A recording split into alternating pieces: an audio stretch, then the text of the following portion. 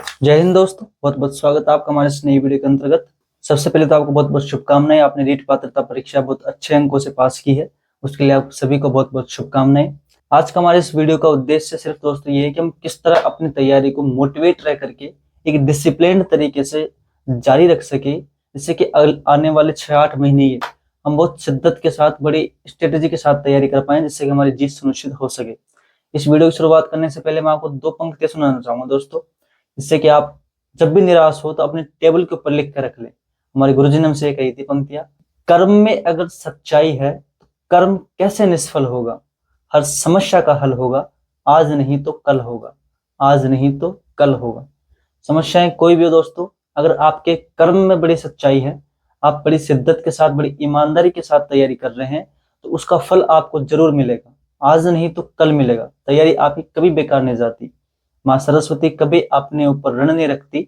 जितना आप एफर्ट लगाते हैं उसी अनुपात में आपको सफलता भी मिलती है। आज हमारे इस वीडियो का मुख्य उद्देश्य यही रहेगा दोस्तों। अब एग्जाम लग चुकी, रिजल्ट भी आ चुका रीट का, जिसको एग्जाम देनी है उसका पता भी लग गया उसे। अब आपके पास काफी आसान हो जाएगा, आपके लिए काफी सहूलियत हो जाएगी आपके लिए कि आपको तैयारी करनी ही है।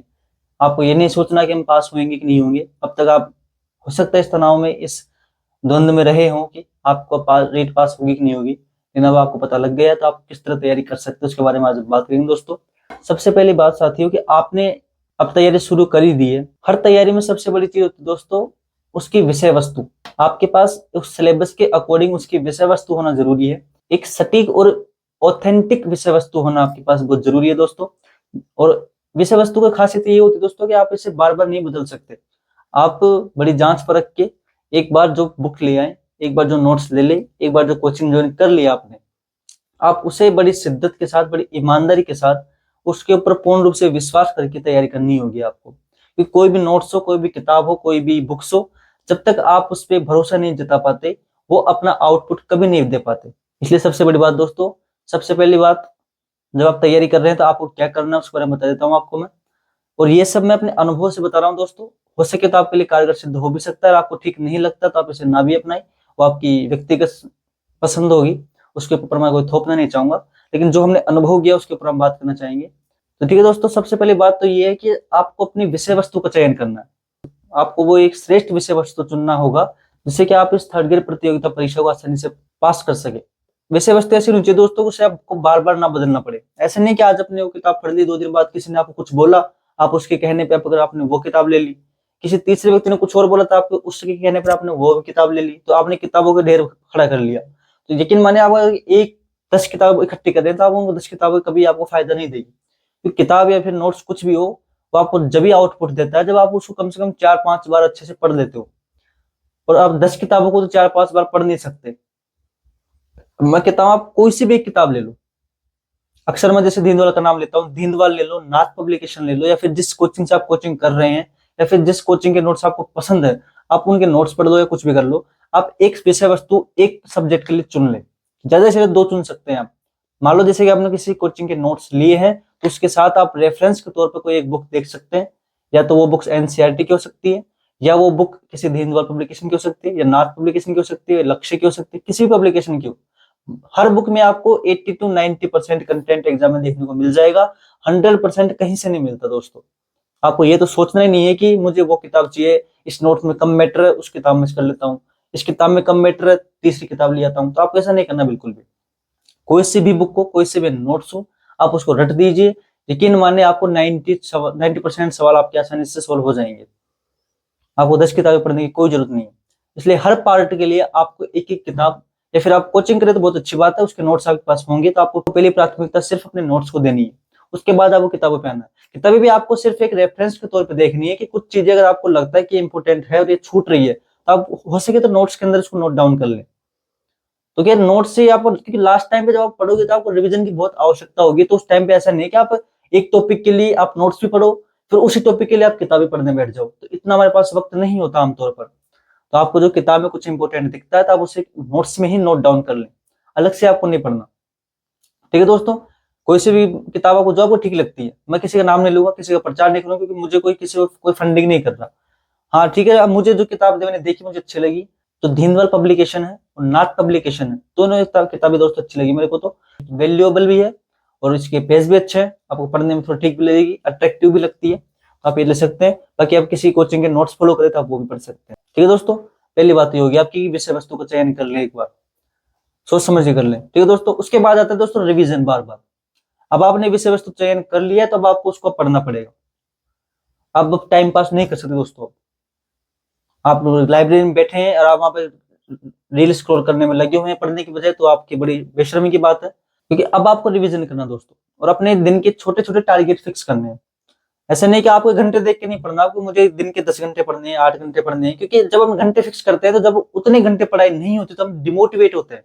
तो आपको घंटों के पीछे नहीं भागना, हमें अपने छोटे छोटे टारगेट फिक्स करने। शुरुआत में छोटे टारगेट से चलेंगे, धीरे धीरे अपने टारगेट्स को बड़ा करते जाएंगे। जैसे कि आपने दिन में किसी सब्जेक्ट का कोई टॉपिक उठा लिया कि मुझे ये टॉपिक आज दिन में कैसे भी कवर करना है, चाहे 2 घंटे लगे, चाहे 10 मिनट में हो, चाहे आधे घंटे में हो, कैसे भी हो, मुझे टॉपिक कवर करना आज के दिन आज। तो आपको छोटे छोटे टारगेट फिक्स करने दोस्तों दिन के, और उन टारगेट्स को पूरा करते हुए जाना आपको दिन की शाम तक। सुबह से आपको जब शाम हो तो आपको शाम को जब सोने से पहले आपको ये आपके मन में ये मलाल ना रहे कि हमने जो टारगेट फिक्स किया तो आज पूरा नहीं कर पाए। ठीक है, किसी दिन आप अगर टारगेट पूरा नहीं कर पाते, किसी काम में आप फंस जाते हैं आप, क्योंकि व्यक्ति एक पारिवारिक माहौल से घिरा हुआ रहता है तो उसके कई काम होते हैं उसके जीवन में, अगर आप नहीं कर पाते तो उस टारगेट को आप अगले दिन फिर वो पूरा करें, लेकिन पूरा करने का पूरा पूरा प्रयास करें। और हो सके तो दिन में कम से कम 2 या 3 सब्जेक्ट साथ लेकर चले। मैं तो कहता हूँ अगर 3 से 4 तक ले लेते हैं तो भी अच्छी बात है दोस्तों। अपने दिन को कुछ इस तरह से बांटिए आप कि आराम से आपके 3 विषय तो कम से कम निकले ही निकले, कम से कम है दोस्तों। और वो विषय इस तरह निकलने चाहिए कि वो टॉपिक जो आपने पढ़ा तो आपको याद उस दिन तो कम से कम वो 100% याद रहे। हो सकता है अगले दिन वो 70% पे, लेकिन उस दिन तो कम से कम आपको, जब आप रात को सोने जाओ तो आप जब अपनी आंखों में आंख बंद करके उसको रिकॉल करो तो आपको पूरी चीज आपको याद रहनी चाहिए। उस शिद्दत के साथ आपको पढ़ना है। ठीक है दोस्तों, टारगेट टारगेट छोटे शेयर करने हैं और दिन में 3 से 4 सब्जेक्ट आपको लेके चलनी है।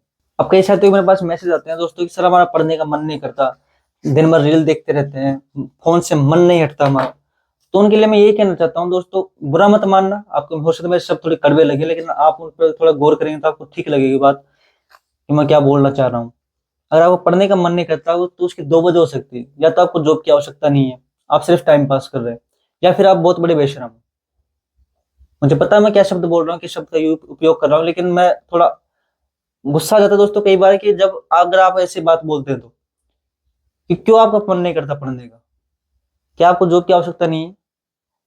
आपको पता है आपके घर वाले आपके लिए कितना एफर्ट कर रहे हैं, आपको उसका कोई अंदाजा नहीं हो सकता शायद। अगर आपको उन एफर्ट्स का आप ऋण नहीं चुका सकते तो आप बड़े बेशरम लोग हैं, मैं तो ये मानता हूँ। आपको घर वाले आपके लिए एफर्ट कर रहे हैं, वो बेचारे सुबह जल्दी उठते हैं, आप जल्दी लाइब्रेरी जाते हैं तो आपके लिए खाना भी तैयार करते हैं, आपके लिए पैसे भी भिजवाते हैं, आपके लिए वो लाइब्रेरी फीस भी पे कर रहे हैं, आपको पढ़ा भी रहे हैं, वो कितना कुछ कर रहे हैं। उसके बाद भी अगर आप बोलते हैं सर हमारा मन नहीं लग रहा, हम फोन में ज्यादा ध्यान देते हैं, तो आप बड़े बेशरम है, मानिए आप रील स्क्रॉल कर रहे हैं, लेकिन मानिए जिंदगी आपकी रेल बना देगी अगर ये रील स्क्रॉल करने में लगे रहे हैं तो आप। इसलिए किताब को देखिए रील देखने की बजाय। ये जिंदगी बहुत बेरहम होती है दोस्तों, समाज बहुत बेरहम होता है कि अगर आप बेरोजगार है ना तो आपकी रेल बना देगी बुरी तरह। ठीक है, आपकी कुछ समस्याएं हैं, आपकी पारिवारिक समस्याएं हैं, तो भी व्यक्ति अगर किसी के जीवन में, अगर आप कितनी भी समस्या हो दोस्तों, अगर आप बेरोजगार हैं तो उससे बड़ी समस्या आपके जीवन में कुछ नहीं हो सकती। जब आपकी जीवन की बेरोजगारी हट जाएगी तो आपकी बहुत सी समस्याएं आसान हो जाएंगी। हालांकि मैं ये भी नहीं कहता कि आप समाज से कट जाओ, किसी से बात मत करो, किसी के साथ घूमो मत, लेकिन थोड़े सतर्क हो जाओ, क्योंकि इस दुनिया में हर कोई आपको डिस्ट्रैक्ट करने के लिए बैठा हुआ है। अगर आपको दोस्तों को किसी को लगता है कि आप तैयारी करके जॉब लग सकते हैं, आपके समाज में आपके आस पड़ोस में किसी को भी लगता है कि आप ये बच्चा इंटेलिजेंट है, पढ़ने में जॉब लग सकता है, तो पूरी दुनिया, पूरी हर कोई आपके पीछे लग जाएगा। आपको किसी भी किसी तरह से आपको डिस्ट्रैक्ट किया जाए, किसी भी तरह से आपको रोका जाए, वो इनडायरेक्टली होगा, डायरेक्टली नहीं बोलेंगे। वो कोई दोस्त होगा जो किसी को पता होगा पढ़ने में शायद, तो आपको रील भेज देगा, आपको मूवी बताएगा, देख ये मूवी देख, चला चाय पी आते हैं, चला जा होटल घूम आते हैं, चला जा बाहर घूम आते हैं, चला जा पार्क घूम आते हैं। तो छोटे छोटे इन्वेस्टमेंट है दोस्तों उनके, जिससे कि आपको डिस्ट्रैक्ट किया जा सके। आपको उनसे भी बड़ा सतर्क रहना है, ऐसे नहीं लापरवाही से अपने वक्त को जाया करना है। इस टाइम आपका सबसे कीमती चीज आपके पास, आपका टाइम और कुछ नहीं है। इस टाइम को टाइम दो या आपका टाइम बदल देगा दोस्तों। अब समय को यूं बर्बाद करते गए, समय दोबारा समय नहीं देता किसी को। आपका अच्छा मौका है, जो साथी नए नए भी फर्स्ट एग्जाम दे ही रहे हैं उनके लिए तो खास कर कहना चाहूंगा मैं, क्योंकि जो हमसे बड़े हैं वो तो शायद पके हुए ढोल है, तो उन्हें कुछ कहना बेकार ही होता है, तो हो सकता है उन्हें बुरा भी लग जाए। लेकिन जो नए साथी हैं, हमसे छोटी उम्र के हैं, जो हमारे समकक्ष भी हो सकते हैं, अगर आप तैयारी कर रहे हैं तो बड़े सतर्कता से तैयारी कीजिए और अपनी इस तैयारी को शो ऑफ ना करिए। एक तो किसी को दिखाई नहीं कि कई बार क्या होता है दोस्तों कि हम छोटी सी वाहवाही की खातिर अपनी तैयारी को जग जाहिर करते रहते हैं। किसी ने कुछ सवाल, किसी मंडली में कुछ वार्तालाप चल रहा है, किसी मुद्दों का वार्तालाप चल रहा है, कोई सवाल जवाब चल रहे हैं, तो हम भाग करके कुछ और उसमें अपने ज्ञान झाड़ने की कोशिश करते हैं। उससे क्या है कि आप लोगों की नजरों में आते हो, और हमें लोगों की नजरों से बचना है बस। किसी की नजर बुरी होती है, किसी की नजर अच्छी होती है, तो हमें उन नजरों से बचना है दोस्तों। क्योंकि लोगों को और समाज को, आसपास के लोग जो आपसे जलते हैं, आपकी ईर्ष्या भावना रखते हैं, उनको पता लग गया है कि इसमें कुछ दम है, ये एग्जाम क्रैक कर सकता है, तो हर कोई आपके पीछे पड़ जाएगा, किसी तरह इसको रोका जाए, किसी तरह इसको डिस्टर्ब किया जाए, हर हथकंडे अपनाए जाएंगे आपको रोकने के लिए। इसलिए ज्यादा शो ऑफ ना करें। शो ऑफ अपन जब करेंगे जब अपना रिजल्ट आएगा, उस दिन सबको दिखाएंगे, उससे पहले कुछ नहीं करना। लोगों को लगना चाहिए कि इसको कुछ नहीं आता। जवाब हम लोगों को नहीं थोड़ी देंगे, जवाब देंगे हम RMSSB बोर्ड को। हमें वहां जवाब देना है, और वहां हमें बिल्कुल सटीक जवाब देना है, वहां हमें शो ऑफ करना है। वो अगर हमसे इम्प्रेस हो गया तो शायद दुनिया हमसे इम्प्रेस हो जाएगी। हमें किसी को इम्प्रेस नहीं करना हो। ठीक है दोस्तों, आगे हम बात करते हैं। हमने एक बात कर ली, पहली बात तो हमें विषय वस्तु चयन करना है। दूसरी बात, हमें बार बार रिवीजन करना है। सेकंड स्टेप है हमारा ये। उसके बाद हमें ओल्ड PYQ पे आना है। बहुत इंपॉर्टेंट चीज दोस्तों ये ओल्ड PYQ मतलब प्रीवियस ईयर क्वेश्चंस। जो कोई भी टॉपिक पढ़ा आपने, अब आपको ये देखना है कि इस टॉपिक से अब तक की पुराने एग्जाम्स में कितने प्रश्न आए हुए हैं और किस प्रकार से वो प्रश्न बने हुए हैं। ये आपको पता होना बहुत जरूरी है दोस्तों। तभी आप उस टॉपिक की अप्रोच समझ पाते हो, उस पैटर्न को समझ पाते हो, उसकी गंभीरता समझ पाते हो। इसलिए आपको ये चेक करना है कि किस तरह से प्रश्न बनते हैं यहाँ से, उसके अकॉर्डिंग ही हमें तैयारी करनी है। और एक बात याद रखिए दोस्तों, राजस्थान जी के या फिर कोई भी सब्जेक्ट, और 60% सवाल आपको ऐसे घूम के मिल के आएंगे। कुछ सवाल होते हैं जो ऑप्शन से प्रश्न में आ जाते हैं, कुछ सवाल होते हैं जो प्रश्न से ऑप्शन बन जाते हैं। तो ये चीजें एक तालमेल से बना रहता है दोस्तों इसके अंतर्गत। तो आपको PYQ जरूर पढ़ना है। आप कौटिल्य से पढ़ ले, आप दिशा से पढ़ ले, जो भी और कोई बुक आती हो PYQs की, आप उसे जरूर पढ़ें। मैं कहता हूँ, हर हर किसी को बोलता हूँ मैं, ये बहुत जरूरी है दोस्तों। ये बहुत आपके लिए बहुत कारगर सिद्ध होगी। PYQ करने के बाद अब हमारा विषय वस्तु चयन हो गया, बार बार रिवीजन भी कर लिया हमने, PYQ भी कर लिया। अब हमारे पास दोस्तों 70 से 80% हमारा काम क्लियर हो चुका। अब हमारा नंबर है दोस्तों टेस्ट सीरीज के ऊपर। अब हमें टेस्ट सीरीज पे फोकस करना है, और ये काम होगा हमारा दोस्तों लास्ट टाइम पे, एग्जाम से 1-2 महीने पहले का। उससे पहले हमें केवल रिवीजन करना है, PYQs देखना है। उसके बाद जब 1-2 महीने बचेंगे एग्जाम के, तब हमें टेस्ट सीरीज देनी है, ज्यादा से ज्यादा टेस्ट सीरीज देनी है। हालांकि डिपेंड भी नहीं होना, टेस्ट सीरीज से ज्यादा आपको फोकस करना PYQs पे। टेस्ट सीरीज लास्ट के लिए, वो आपकी प्रैक्टिस के लिए केवल। वो आपको उस टेस्ट सीरीज का मतलब ये नहीं कि आप उसका स्कोर चेक करें, आपको अपनी योग्यता सिद्ध करने के लिए टेस्ट नहीं देना। आपको टेस्ट देना है आप पेपर किस तरह मैनेज कर पाते हैं। आप उस टाइम पीरियड के अंदर, जो आपको टाइम पीरियड वहां मिलेगा, आप उस टाइम वॉच लगाएं, उस टाइम के अकॉर्डिंग टेस्ट दें, और ये चेक करें कि आप कितना नेगेटिव कर रहे हैं और कितने टाइम में पेपर सोल्व कर रहे हैं, क्या आपके ऊपर अनावश्यक मानसिक दबाव तो नहीं आ रहा। इस चीज को चेक करने के लिए हम टेस्ट देंगे, ना कि अपना स्कोर ज्ञात करने के लिए। क्योंकि कोई भी कोचिंग वाले हो, उनके पास उतना अप्रोच नहीं होता जितना अप्रोच होता है कि एग्जामिन सेटर, पेपर सेटर होता है, उसका जितना अप्रोच नहीं रख सकते वो। तो जो कोचिंग के लोग होते हैं, उनके जो पेपर बनाते हैं, हमें पता है कौन से लोग बनाते हैं। हमारे पास भी कई ऑफर आते हैं, कई कोचिंगों से ऑफर आते हैं कि हमारे लिए 500 प्रश्न बना के दो, हमें हम टेस्ट सीरीज बनाएंगे। बहुत ऑफर आते हैं हमारे पास। और किस तरह के लोग पेपर बनाते हैं वो भी पता है। हमारे लाइब्रेरी के ऐसे साथी थे जो प्रत्येक प्रश्न के उनके 1-2 रुपए मिलते थे, जैसे 500, 700 प्रश्न बना के देते थे वो। और वो भी कहाँ से टिपते थे, किताबों से टिपते थे। तो टेस्ट सीरीज से आप ये तो बिल्कुल परवाह ना करें कि टेस्ट सीरीज में आपका अच्छा स्कोर कर रहा था, बहुत अच्छे है, खराब स्कोर कर रहा था, बहुत डिमोटिवेट फील करने लग जाए। आपको ऐसा कुछ नहीं करना। टेस्ट आपको इसलिए नहीं देना कि आपको अपने मार्क्स चेक करने, टेस्ट आपको देना है कि आप अपना टाइम मैनेजमेंट चेक करें। क्योंकि टाइम मैनेजमेंट करना बहुत दोस्तों बहुत जरूरी चीज है। आपकी सारी पढ़ाई एक तरफ, और वो 2-3 घंटे का जो लोड आएगा आपके ऊपर, वो एक तरफ है दोस्तों।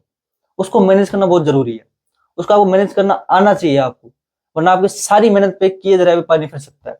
हमने मेरे साथ के बहुत लोग थे बेचारे, इनकी मेहनत, इनकी तैयारी हमसे बहुत बेस्ट थी, बहुत अच्छी तैयारी की उन्होंने। लेकिन जो एग्जाम देने गए, एग्जाम हॉल में कुछ नर्वसनेस हो गई, कुछ मानवीय गलतियां हो गई, उनके कारण उनके पॉइंट नंबरों से, एक ही नंबर से उनको रहना पड़ गया। और उनको पता है उनको खामियाजा भुगतना पड़ रहा है, एक एक प्रश्न का भी, और एक नर्वसनेस का भी, और अपने एक मानवीय गलतियों का भी। इसलिए मैं आपको टेस्ट देना है उन मानवीय गलतियों की संभावनाओं को आप कम कर सके एग्जाम सेंटर के ऊपर। इसलिए आपको टेस्ट देना है, कि आपको स्कोर चेक करना है। ठीक है दोस्तों, मैंने आपसे 4 बात की। बड़ी ईमानदारी से आपको विषय वस्तु का चयन कर लेना है, कौन सी सटीक है, कौन सी नहीं है। अगर आप मेरे से जानना चाहिए कौन सी बुक पढ़े, तो मैंने इसके ऊपर भी वीडियो बना रखा है पहले से ही, तो आप उन बुक्स को भी पढ़ सकते हैं। ठीक दोस्तों, उसके बाद हमें बार बार रिवीजन करना है। रिवीजन जितना ज्यादा होगा उतने में आप फायदेमंद रहोगे। क्योंकि एक कहावत होती है दोस्तों, ज्ञान कंठी का और पैसा अंटी का। यानी कि आपके जेब में जो पैसा है और आपके कंठ में यानी कि आपका रटा हुआ ज्ञान जितना आपके पास, मुसीबत में ये दो चीजें काम आती है। और एग्जाम हॉल में आपको यही काम आएगी कि आपकी कंठी में कितना ज्ञान है, आपका रटा हुआ कितना ज्ञान है।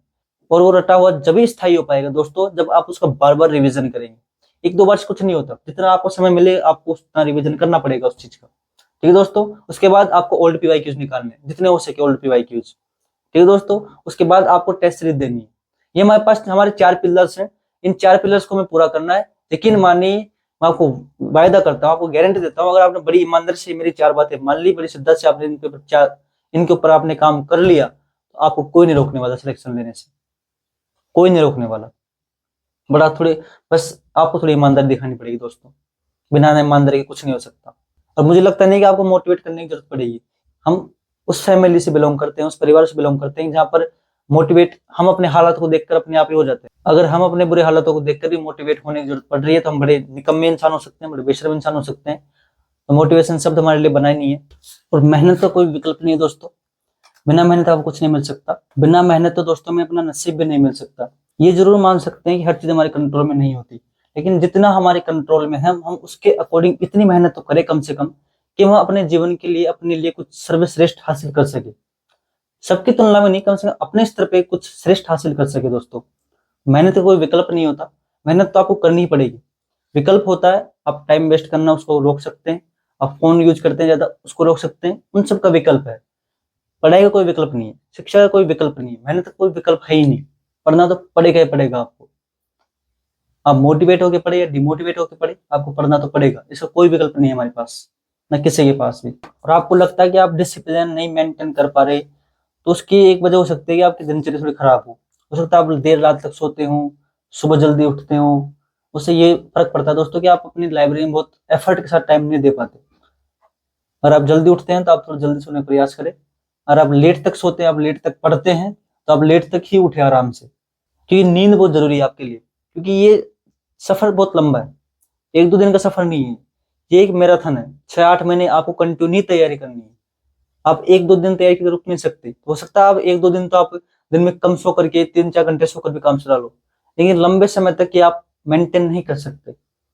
इसलिए हमें, अगर आपको लंबे समय तक रखना, तो आपको एक डिसिप्लिन अपने दिनचर्या रखनी पड़ेगी। एक डिसिप्लिन के साथ आपको काम करना पड़ेगा। डिसिप्लिन बहुत जरूरी है दोस्तों। आप लेट सोते हैं तो आप लेट तक उठे आराम से। अगर आप जल्दी सोते हैं तो आप जल्दी उठने का प्रयास कर सकते हैं। और हो सके तो आप रात को फोन तो कम ही चलाएं, सोने से पहले और जागते वक्त फोन का उपयोग बहुत कम करें, ना के बराबर ना करें तो बहुत अच्छी बात है। और रही दोस्तों मोटिवेशन की बात, तो मैं आपको क्या ही मोटिवेट करूं, क्योंकि आपको ये सोचना है कि आप क्या बनने जा रहे हो। आप एक शिक्षक बनने जा रहे हो, और जो दुनिया का सबसे महान काम में से एक आता है। और आपको हजारों बच्चों को, लाखों बच्चों को मोटिवेट करके रखना पड़ेगा। उनके आप एक प्रेरणा स्रोत बनेंगे, आप उनके प्रेरणा पुंज बनेंगे, जिसको देखकर बच्चे मोटिवेट होंगे। तो आपको अपना व्यक्तित्व कुछ इस प्रकार बनाना है कि हर बच्चा आपसे देख के मोटिवेट होए। क्योंकि आप जिस सफर की तैयारी कर रहे हैं, जिस मंजिल की तैयारी कर रहे हैं, तो आपको उन चीजों को अभी से अपने आचरण में ढालना होगा। आप खुद एक मुरझाए मुंह के साथ डिमोटिवेट होकर पड़े रहते हैं सारे दिन भर, तो आपका जो व्यक्तित्व बन के उभरेगा वो भी एक डिमोटिवेट व्यक्ति की तरह उभरेगा, जिससे कि आप एक अच्छे शिक्षक तो कभी नहीं बन सकते। आप एक दुनिया का महान और एक श्रेष्ठ कार्य करने के लिए तैयार किए जा रहे हो, तो आप उसके लिए आपको अभी से मोटिवेट होना बहुत जरूरी है। और इसके लिए मैं आपको, वो चाहूं तो मैं आपको एक पंप कर दूं कुछ दिन के लिए, आप 2 दिन के लिए पढ़ लोगे, तो उससे कोई मतलब नहीं है। आपको अपने भीतर से मोटिवेशन लाना पड़ेगा, क्योंकि आप क्या बनने जा रहे हो। आप एक ऐसे व्यक्ति बनने जा रहे हो जिससे कि लाखों घरों के, हजारों घरों के चिराग रोशन होने वाले हैं। तो वो एक थका हुआ हरा इंसान तो हो नहीं सकता वो। तो आपको अपने आप को उस तरह ढालना पड़ेगा, आपको उस तरह मैनेज करना पड़ेगा। जब आप तैयारी करें, जब डिमोटिवेट होते हैं, उस चीज को याद करें कि आप एक दिन स्कूल में जाएंगे, हजारों बच्चे आपके सामने आएंगे, आपके पास सैकड़ों बच्चे होंगे जिनको आपको मोटिवेट करना है, जिनको आपको हंसते खेलते हुए तैयार करना है। तो वो चीज आपके लिए बहुत प्राउड मोमेंट होती है दोस्तों। तो आपकी सारी डिमोटिवेशन गायब हो जाएगी। क्योंकि शिक्षक एक ऐसा प्रोफेशन है दोस्तों जिसकी हम, एक सेवा है, ये एक नौकरी नहीं है, ये एक सेवा है समाज के लिए। हम समाज को क्या दे सकते हैं, हम उन बच्चों को क्या दे सकते हैं, उसके लिए सेवा है दोस्तों ये। तो आपको मोटिवेट करने के लिए मैं आपको कोई पंप अप नहीं करूंगा। आपको खुद से मोटिवेट होना दोस्तों, अपने अंदर से मोटिवेशन लाना है। कोई 2 मिनट का 5 मिनट का वीडियो देख के मोटिवेट होना, वो मोटिवेशन नहीं होता। और दूसरी बात, आप मोटिवेट सबसे ज्यादा जब ही होगा जब आपको कंटेंट तैयार होगा आपका, आपको जो पढ़ा, जो आपने टारगेट फिक्स किया, वो अगर आपको याद है तो अपने आप आपके अंदर मोटिवेशन आ जाएगा। मोटिवेशन लाने की जरूरत पड़ेगी नहीं आपको। आपने दिन का टारगेट फिक्स किया, मुझे 2 टॉपिक कैसे भी याद करने हैं, और 2 टॉपिक आपको याद हो गए तो अगले दिन आपका कॉन्फिडेंस अपने आप बिल्डअप हो जाएगा। अगर वो 2 टॉपिक आपके तैयार नहीं हुए तो आपका कॉन्फिडेंस अपने आप ही डाउन हो जाएगा। ये खास बात है दोस्तों मोटिवेशन की। इसलिए मोटिवेशन को खैरात में नहीं मिलता, मोटिवेशन आपकी मेहनत से ही आ गया आपके पास, किसी और तरह से मोटिवेशन नहीं आ सकता। और वो आ रहा है तो कुछ चंद मिनट का है, बर्फ के जो होता है ना, बर्फ फटा बस खत्म। तो वो ऐसा मोटिवेशन किसी काम का नहीं है आपके लिए। मोटिवेशन आपकी लंबी तैयारी है, कितना मोटिवेशन देखोगे आप। मोटिवेशन आपको अंदर से जगाना दोस्तों, क्योंकि आप एक ऐसे व्यक्ति बनने वाले हैं जो मोटिवेट करोगे लोगों को। तो इसलिए आपको अभी से उन चीजों के लिए अपने आप को प्रिपेयर करके रखना पड़ेगा। ठीक है दोस्तों, हमने आज इन 3-4 बिंदुओं बात की है। आप अपनी तैयारी को आगे किस तरह जारी रख सकते हैं, और कोशिश करूंगा मैं कुछ और सेशन लाने के लिए, कुछ इन्फॉर्मेटिव सेशन लाने के लिए आगे भी आपके लिए। उससे पहले आपको यही विनती करूंगा कि आप इस चैनल को, क्योंकि ये आपका चैनल है, ये आपका अपना चैनल है, तो आपके जो भी साथी है जिस जो हमसे लाभान्वित हो सकते हैं उसके पास इस चैनल को शेयर करें, आप लाइक करें, कमेंट करें, क्योंकि आप ही हमारे सहयोगी हैं। हमारे पास कोई टीम नहीं है, कोई इक्विपमेंट्स नहीं है, कुछ नहीं है हमारे पास। हम बस आपकी मदद के लिए यहाँ पे उपस्थित हैं। तो आपकी भी थोड़ी सी जिम्मेदारी बनती है हमारे प्रति, जैसे हमारी बनती है आपके प्रति। ठीक है दोस्तों, जय हिंद दोस्तों, जय भारत। मिलते हैं अगले वीडियो हमारे पास।